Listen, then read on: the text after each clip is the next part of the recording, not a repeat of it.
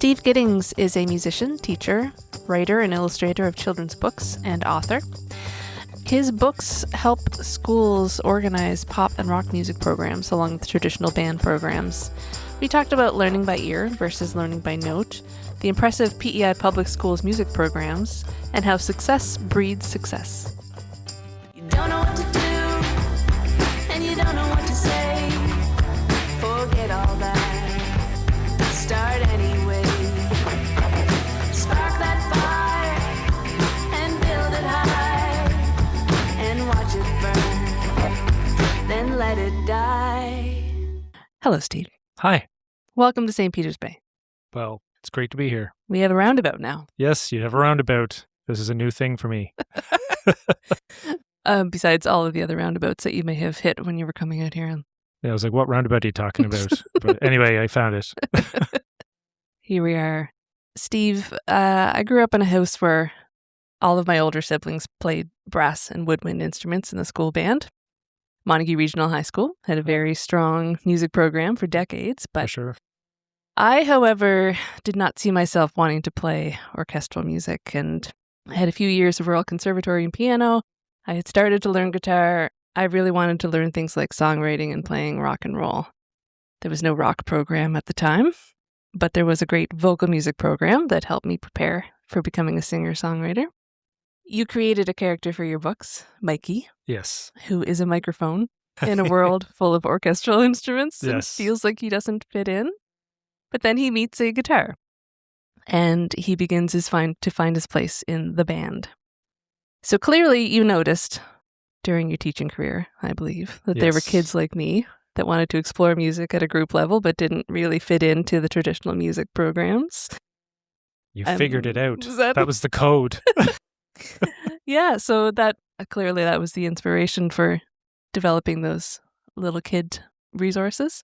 Yeah, definitely. I certainly have seen kids like thrive in lots of different musical environments like band and choir, whatever. But there's those kids that are really good musicians in the school that never get to showcase their skills because that type of music was not in the school for them. And we're lucky now on PEI to have so many opportunities musically for kids in schools. Yeah. But yeah, those students were the inspiration for Mikey the microphone. It's really cute. And how long, when did you first come out with the Mikey books? The first one was 2023.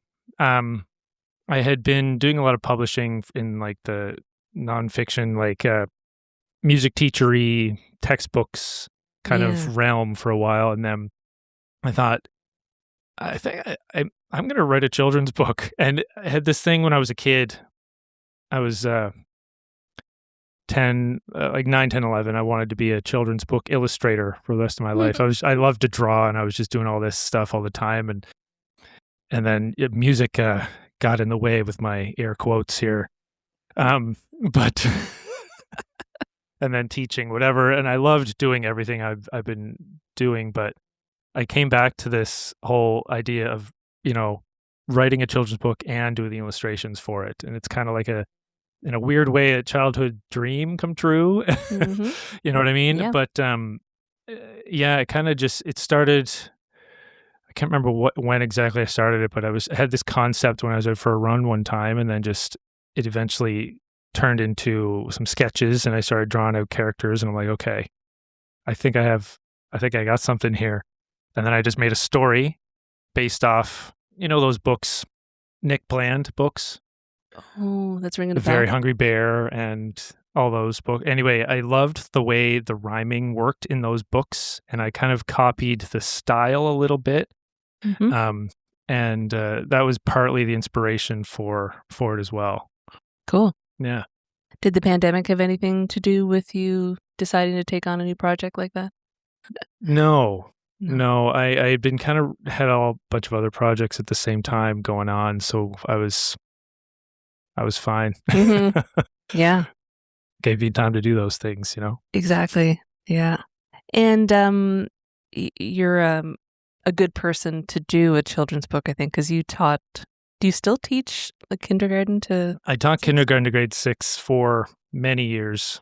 16 years I was in Montague Consolidated, and I did kindergarten all the way to grade 6. So I kind of knew how things kind of worked there too. And,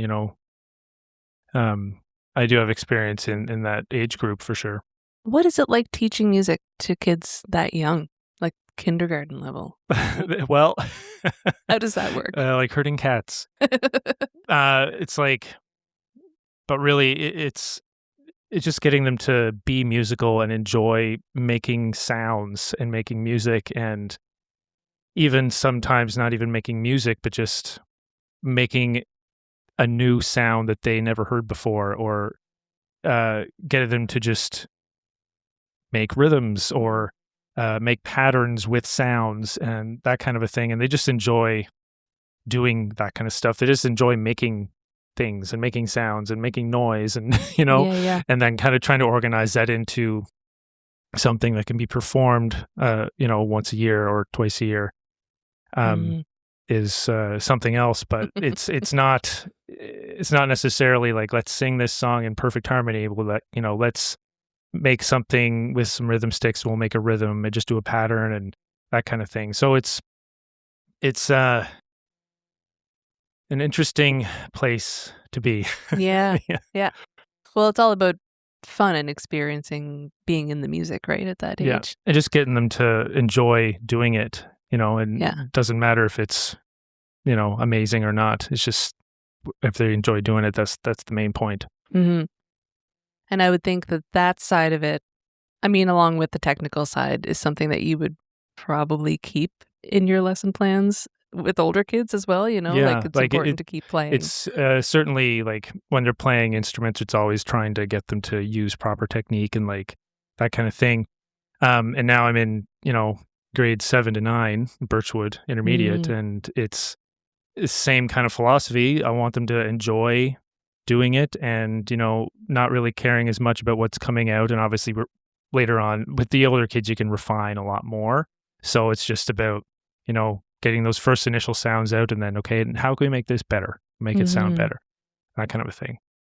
What was your introduction to music like? Were you playing instruments as a little kid? Well, I did piano lessons, as a lot of kids did at my age, but at that time, but I didn't really get into it. I was like, they always forced me to practice and I didn't really like practicing. And then I mean, who does at that age? But Yeah. I got out of that for a while, and then I really wanted to play violin. And at the time, in the Stratford area schools and the Charlottetown schools, there was a strings program. Yeah. So I didn't join in grade 4, but I joined in grade 5. And I did it for grade 5 and 6. And I took private lessons as well with Jen Clements. They kind of run the whole string program for the whole island at the time. And I just kind of enjoyed doing that. I wasn't like, I liked playing music. I wouldn't say I was like a exceptionally talented musician by any means. But I enjoyed playing music and doing things like that. Piano just wasn't my thing, I guess. And then I joined the band in grade 7. My parents wanted me to join. I didn't want to join band. It's one of those, and kids, I get kids at Birchwood that, their parents are forcing them to be there because they're kids and their parents kind of know best. And in my case, my parents did know best. It kind of worked out for me. And I mean, I think part of it was I didn't want to disappoint my strings teacher because that was there's a big competition at that time between the strings program and the band program. They were they were competing with each other, but at the same time, when I got into band, I really enjoyed it and I just kept going with it. And really, I learned music mostly by reading the notes. That was kind of my go-to for a long time. And then I kind of started learning drums on my own. I really wanted to do drums, and I auditioned for percussion in grade 7 and didn't get percussion. I was so mad. And to sick it to the teacher, I got a drum kit. Anyway, no, that's not true. But but I did get a drum kit and kind of started learning on my own, took a couple lessons, and then just played every day by ear. So I was kind of in these two musical opposite worlds Mm-hmm. growing up, where I was learning on brass instruments by note completely and learning on drum kit by ear completely. Mm-hmm. And for my entire career, even to this day, I'm still trying to bridge those gaps with myself and with students. So I think it's really important that students play by ear. Mm-hmm. 20 years ago, if you said that, it'd be like shunned and blasphemy. Yeah. But I think it's a lot more tolerated. Now, I don't want to say tolerated. I think it's a lot more accepted now. Yeah. To be able to learn by ear. I think it's a more respected skill than it used to be. So that being said, I do think it's important that kids learn how to play music by ear, but also by note. Yeah. And not have too much of one thing. Yeah. Because you're a more versatile musician if you can do both. Mm-hmm. Because I did a whole university degree without really ever playing by ear, ever. Mm-hmm. And you take the sheets away from me, and all of a sudden I can't play anything. It's like, am I really a musician? How did that work when you started playing with a rock band? Well, that's it. And I started playing with the sidewalks, and I had no choice but to just play by ear and make it up. And I got really good at it really fast. Yeah. But the first few months were interesting. Yeah. Oh, yeah. I think no matter what you're training, jumping into like a rock band is always going to be a bit of a roller coaster ride. Yeah. I did a similar thing. I mean, I didn't have the training that you did, but I grew up playing piano as a young kid, and then I switched over to guitar, but I didn't pay attention to theory on guitar at all. I learned a few chords, and then that's all I learned was chord forms. And so I still don't know all the chords that I'm playing on guitar. And there's a lot of rock musicians that don't know the names of the chords they're playing, but they're like, oh, it's this one. Or they can hear that it's this one or that one. Yeah. But that's okay. Yeah. There's nothing wrong with that.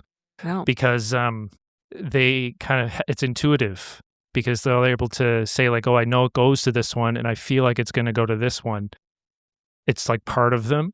Yeah. More so, even if they don't know the names. Yeah. Because it's like when you speak a language, you may not know all the rules of that language, but you can speak it anyway. Mm-hmm. So music should be learned as if it were a language. Music isn't a language in like the literal sense of the word, but it should be learned as if it was, where it's like you speak music and you speak, you're just able to speak through your instrument. Yeah. Yeah. Besides your children's books, as you mentioned, you've written a few books about teaching. Mm-hmm. Rock Coach is a really badass name for a book, by the way. Just fitting. Good. But the more recent one is called Technology for Unleashing Creativity. Yes. Now, you've been a teacher for quite a while. How have you seen technology change and affect the way that you teach? Or have you seen it increase the possibilities for teaching in the classroom? Well, it's definitely increased the opportunities for kids to be musical. Because what happens is they can, like, we use BandLab. I used BandLab a lot when I was at Montague. And BandLab is an online digital audio workstation where you can make music with lots of different ways. Like you can use, there's a collection of loops. They can just mash the loops together and it automatically transposes it into the first key and into the tempo. And then all of a sudden you have music that sounds good and you didn't really do a whole lot. And it really hooks the kids because they're like, I made that? What? That sounds good. Like, so I find technology is a really good way in for creating music. Yeah. And it can we're always in schools, we're always kind of concerned about the ensemble and playing in a music group. Mm-hmm. But with technology, you don't necessarily need that. You could create a whole piece of music just by yourself. Yeah. Which is powerful because that's hard to do sometimes just by yourself without the technology to kind of help you. Yeah. Creating the resources that you have seems to imply to me that at some point you recognized that there was a lack of resources available to you in teaching music. Now, some people in that position would search for something new, can't find something appropriate, and they would just let it go. What made you think that you could fill those gaps and create what was needed on your own? Well, when I don't know. I never claimed to know everything either. I was always like this, like I had started a blog on my website, stevesmusicroom.com, and that blog eventually is what turned into Rock Coach, because I would put up these little tips and pointers and stuff for folks to look at. And then I would get people asking me, like, how do you do that rock band thing? Because at the time, really no one was doing it. Yeah. I was the only one. And then slowly it kind of actually fairly quickly, now that I think of it, like more quickly than I was expecting. Like within 5 to 7 years, there were way more people doing it. Yeah. And now it's fairly common in schools to have. And I was always asked at that time, like, how do I do this? How, like, what do I do? And so I thought, like, well, why don't I just like write it all down? Yeah. And just start collecting all that stuff from my website that I already made and just put it into a book. And, it's kind of one of those things that people always say, I want to write a book someday, or, and the difference is, I guess I actually went and did it. Right. Yeah. I mean, anyone can write a book if they want to put in the time, but, that was kind of my focus for a couple of years. And I just decided that's what I was going to do, and learned a whole lot about publishing and writing and in a very short time.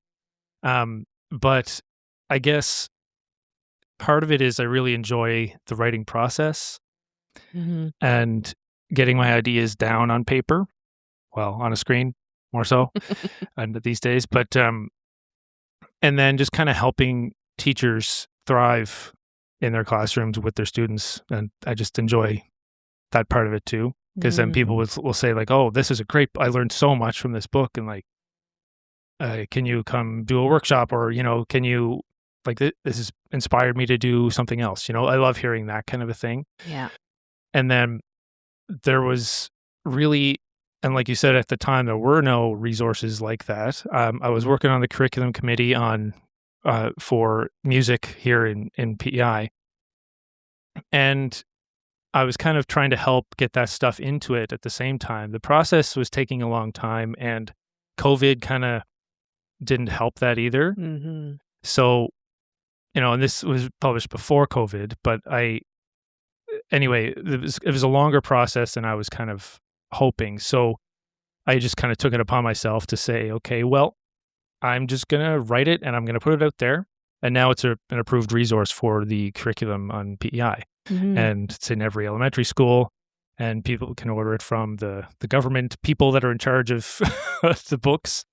So it kind of, at the same time, it did what I wanted it to do. Yeah. Which is great. And I'm happy about that legacy on that book. And that's still my most popular book by far. The others, like Creative Musicking, kind of was an extension of that in a way, because it was not just Rock Band. It was about like giving more opportunities for kids in different ways. And then because of those two books, I was commissioned by Oxford University Press to write the technology for unleashing creativity, which was really neat. That was a cool experience. I don't think I'll ever do it again, but I'm glad to say that I did it. It's one of those things. Yeah. Now, when I think back to being in like elementary school, I do remember, and I think this teacher actually created this course. She called it MAD class, Music, Art, and Drama, where it was some really basic, like almost like your kindergarten music stuff, like very intro, rhythm sticks and things like that. And then basics of drama and improv and stuff like that. And it was great. And it seems like that sort of thing was kind of, it took the right teacher to just kind of create lessons and kind of add them into the curriculum here and there. Yeah. It didn't seem like in the 80s and 90s there was a lot of mainstream curriculum like rock band stuff, or outside of the traditional. There wasn't really any. Yeah. So, I did have a question about how hard is it to add new things into a curriculum, but you've already kind of described the process.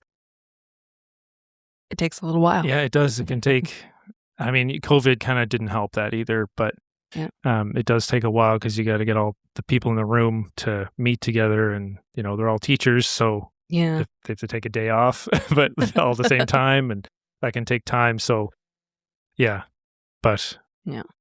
really, the way to do it would be, get everyone in a room for a year, write it, get it out, because it kept, evolving as we were teaching, right? Of course. And so it's kind of and that's kind of what you want. You want a document that can be, flexible. Yeah. Yeah. Totally. For teachers and for classrooms. Yeah.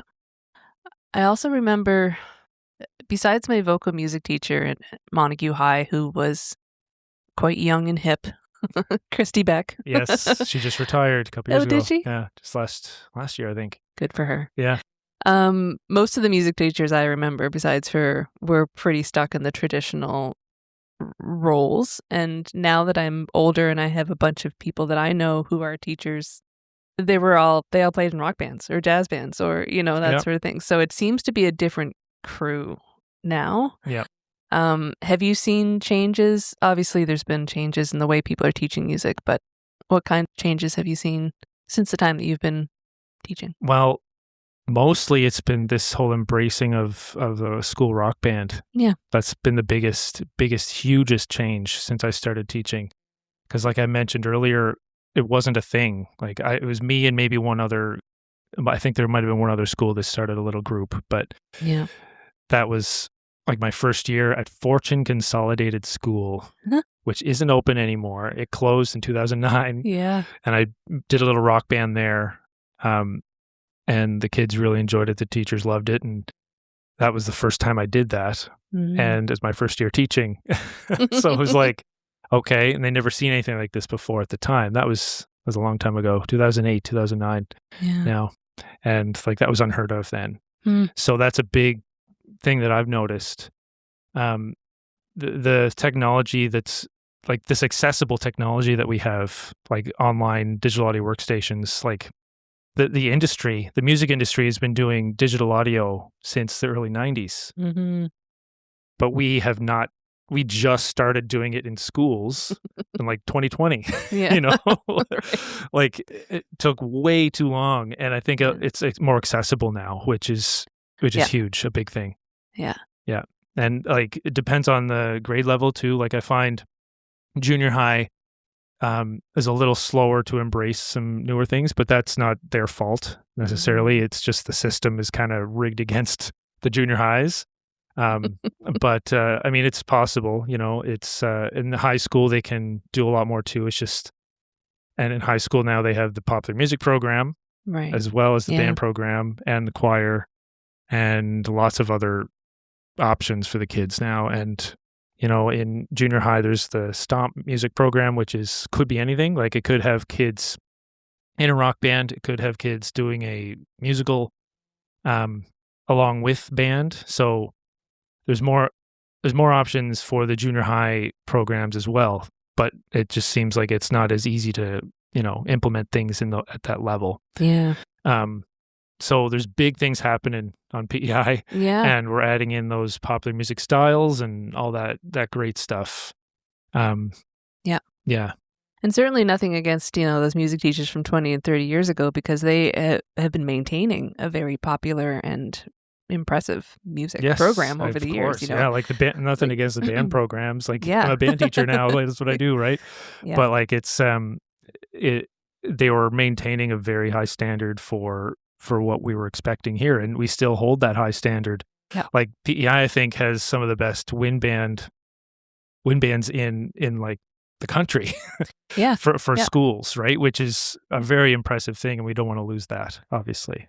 No. And, this podcast has listeners from all over the world, and I'm sure there's people in countries that have never even heard of band programs at schools, I know, Like, well, that's it. How lucky are we? Even I was talking to someone from Ontario just last week, and I was talking about the band program here that I teach, and there's, upwards of 150 kids in band. And they're like, what? This is a private school? Like, this is a private school? No, public. They're like, what? Public school? They were shocked. Yeah. They couldn't understand that this was like, kid can learn trombone for Yeah. free. For free. Exactly. Yeah. Yeah. It's wild elsewhere. Yeah. So, It's impressive. Yeah. We're lucky. This will be old news by the time this episode airs, but tell me about the show that's coming up. oh, this week. yes. The sidewalks. And how long has it been since you played a show? We were trying to figure that out. If you can't remember. Well, I mean, it was definitely before 2019, because obviously we had a tragic, Yeah. Josh Underhay Yeah. passed that year. So it was before that. So at least 6 or 7 years. Mhm. And yeah, I'm gonna do the thing. It'll be old news by that time. Anyway, so it was at least 2019 since we last played together, and I think we did gigging a little bit before that. Might have been a year before that Yeah. that we gigged last. So, yeah, it's been a while, and we're getting the guys from Arrows in the Air back together too. I know. I love this lineup. This is like It's like a blast from the past. Yeah. Literally, it's going to be fun. Robin's going to be in town. He's living in BC right now, so Mhm. he's going to be in town, and we're just going to have a time. It'll be great. I mean, what's it like diving into songs that you probably haven't played? Oh, in- they were a bit rusty. yeah. But I think we've had enough rehearsals now. They're feeling good. But Yeah. they've been the first couple of times. It's like, what did I even do there? And because you don't have, they're You not didn't written have down. No notes written It's down. like, it's like I can't remember. I needed recording. I just need to listen to it. I do that. Sometimes I don't play very much anymore, but if I get a show, I'm like, maybe I should play some of the older stuff. And I don't I'll have to listen to my CDs. So I can't remember them. Yeah. Since I have to rewrite down the lyrics and learn them again. Yeah, that's the way. This is a big question. How awesome is it to play in a rock band? It depends. I've played drums in rock bands too. Mm, I really like playing drums in a rock band. yeah. Trombone is very different. Like when I'm playing with the sidewalks, because it serves a different function. Yeah. I enjoy it in different ways. Because I also play in the jazz band, the Charlottetown Jazz Ensemble, lead trombone, and I also play I do wind band stuff, like classical adjacent stuff, right? Mhm. So it's hard to say how awesome it is, because all of it is awesome in its own way. Yeah. But what I really enjoy about playing in a rock band is the spontaneity of it. Because I've played gigs on drums for rock bands where I didn't know what the song was going to be next. Yeah. And I just had to roll with it. And I had to put the things in the right place with the cymbals and the stuff. Yeah. And I love it. I love doing that part, which is weird to say. But I Yeah. really enjoy that aspect of it, the spontaneity, the improv. There's you're just getting right in there and you're really feeling it out. And yeah, it just has a different feel altogether from different Mhm. styles of music that I've performed. Yeah. Yeah. I think that's what I love about it too, because I like playing with people who are like you when you play the drums. They will just play. It doesn't matter what we're doing. Like we could play a song that we haven't even practiced in 3 years, and I'll just start it and they'll just jump in, and everyone will just jump in, and I'll be like, "This is amazing. Yeah. How did we just do that?" Yeah, I know. And that's the thing about it. It's just about playing off what everyone else is doing. And that's kind of what music is all about, playing together in a group, and just enjoying yourself. Yep. And not needing the notes. Yeah. It's blasphemy sometimes. I just, Look in your face. notes are great. Yeah. Yeah. This is not a visual No. medium, but yeah, sometimes you just don't need the notes, and that's okay. Agreed. Okay, this is actually the real important one. Why do you think it's important for kids to learn music? And should music be a core subject along with English, math, and science for all grades? Oh dear. It's important for kids to learn music because see, the way I kind of look at it is it's important that they have the option to learn music. because you never really know what a kid is going to get into. I've seen kids flourish in music and, struggle everywhere else. But I didn't know that until I was told by their teacher that they're struggling, right? Yeah. Which I love seeing. I mean, you know what I mean? I don't like that kids struggle in different areas, but what I enjoy is when they thrive in music class. And there are lots of kids that thrive everywhere, which is great too. But those kids that thrive in music class, if they didn't have that option, they wouldn't have that opportunity to thrive anywhere. So offering it to kids, I think, is more important than, making sure every kid takes music, Yeah. Because previous success breeds future success, and it's the best predictor of future success if you have previous success anywhere. Right. And if that's music, great. Yep. If it's some math, great. You need success somewhere to have success. Right. Yeah. If that makes sense. It does. But, I feel like kids are still required to do math through their entire thing and no one's offering them the choice. Yeah. And which I actually think is probably a good thing because you do need math skills. But and I do think offering some type of art or music is important for any kid to, because even K to 9, I think it'd be great if every kid on the island in the world got to experience music and had to experience some sort of music, because music can kind of be that medium that takes you away from your problems. Any art can do that. You get in flow state and you're just kind of not really worried about what happened yesterday or what the friend said to you that wasn't very nice a few minutes ago. Yep, it's all gone. And that's important. I think we all need our moments of happiness, and if music can be that engine for that, I think that's important. That being said, on PEI, there for all of you listeners out there in the world, the school I'm at anyway, and the family of schools I'm at, they have mandatory music from K to 6. They have mandatory music in grades 7, 8, and 9 as well. Oh. I teach a guitar rotation at Birchwood. They do grade 7 guitar, grade 8 guitar, and grade 9 guitar, and that's mandatory. Cool. Band is not, but they still have the option to go in band, but they also still have music of some sort. I mean, it's a rotation, so they don't get it all year, but they do get it every year. Love it. So, and there are a lot of other schools on the island doing just that. So, yeah, I think that's super important to keep that going as long as possible, because, and another reason, kids don't really know what they want. Yeah. It took me a long time to realize that I wanted to be a musician or a music teacher. It was like grade 11, probably, and kids might be grade 8, might be grade 9, might be grade 7, Might be 32. You might be after high school, you never know, right? No one really knows what's going to happen in the future. But if you have as much exposure to music as long as possible, then you're going to have more likelihood that a kid will pick it up. And that'll be their thing. Yeah.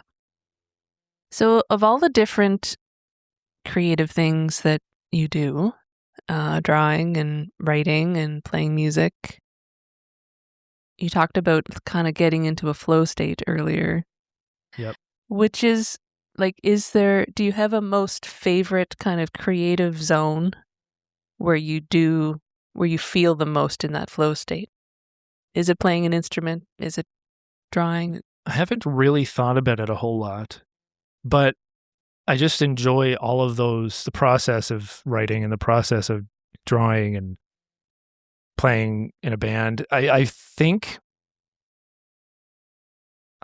playing drums in a rock band is the number one though, Mm-hmm. because I can interact with people and Get to smash things. get to smash things, get in the groove, get in the feel, and then just it's always in the moment. Mm-hmm. You can never reproduce exactly what it was ever again. Yeah. And I find with drawing, you can get into a state of flow for drawing, but then that is always there. Right? You always have this physical picture of that thing. Mm-hmm. You can't, I mean, you could redraw it, but it's not going to be the same picture. It's not going to be the same feeling. I find, but drums is different. Playing in a band on drums is different, or even just on trombone or anything where you're playing something for the first time, you know, and that jamming where you don't know what you're going to play and you're just kind of in the zone and you're really focused on what's happening in the moment. I think that's what takes the cake for me. Mm-hmm. Yep, there's nothing like it. Yeah. Knowing that this episode will probably air, I think, in August. What's coming up for you in August and September? Do you have any performances lined up later on in the summer? Fall? What's the jazz ensemble doing? Yeah, the jazz ensemble, we just played a gig this week, and then we usually get back up in September, October anyway, so there might be something for the jazz ensemble. Mm-hmm. Trying to think. Sidewalks going on tour anytime soon? No, probably not. This will be you probably won't hear from us for another 10 years after this one. With the jazz band, I'll be with them for, as long as I can. As long as I can play, I want to be keeping my chops up with that group because there's some tricky stuff. I have nothing lined up, but I am going to a couple conferences. This summer I'm going to Montreal at the end of this month for the International Society for Music Education. We're doing a book launch there. I'm releasing a book next a week and a half for music teachers. It's another music teachery book. So I'm releasing that soon, and then we're going to Montreal to do a big celebration, I guess. Mm-hmm. And then at the end I'm going to HalCon for Mikey stuff, bringing Mikey the microphone to HalCon in November. So there's that, but really nothing else at the moment. But there are a few things kind of, coming down. Awesome. Yeah. And where can people find your work, your books? So for my music teachery stuff, it's stevesmusicroom.com, or you can follow me on Instagram, Steve's Music Room, or Facebook, Steve's Music Room. And then the kids division, which is all the Mikey stuff. The Mikey-verse. The Mikey-verse, yes. This is the most creative I get here. Steve's Music Room Kids. Nice. On Instagram. And that's all the Mikey-verse stuff, which now includes trading cards and stickers and art prints, lots of stuff. So it's kind of like a second wing of my my whole creative outlet here. You have kids, right? I do. Yeah. Yeah. Do you consult them as to what kind of merch kids would like to get? Yes. They want a video game and they want T-shirts. Or I can do T-shirts. They're just really expensive. Yeah. Right? T-shirts will be easy, but do I want to pay for a whole bunch of them? Probably not. What was one they wanted? A show. They want a show. Oh, yeah. I'm sure, like, no problem. Yeah, I can do that. Yeah, I'll whip that right up. A show. Yeah, they're my best critics for sure when it comes to this stuff. And I read them the books before they're published and get their insight. And I show them the pictures before it's published to get their insight. If I have to change anything, they're the people to go to. They love the Mikey cards now too. They're all like, can I get another set? I'm like, well, I can't be giving them all away to you guys. It's going to cost you. Yeah. Eventually I'm going to start charging for it seems like cards are coming back in style, but maybe they never really went out of style. I don't think they ever went out. Collecting cards. Pokemon is huge now. Huge. Yeah, really, eh? Oh my.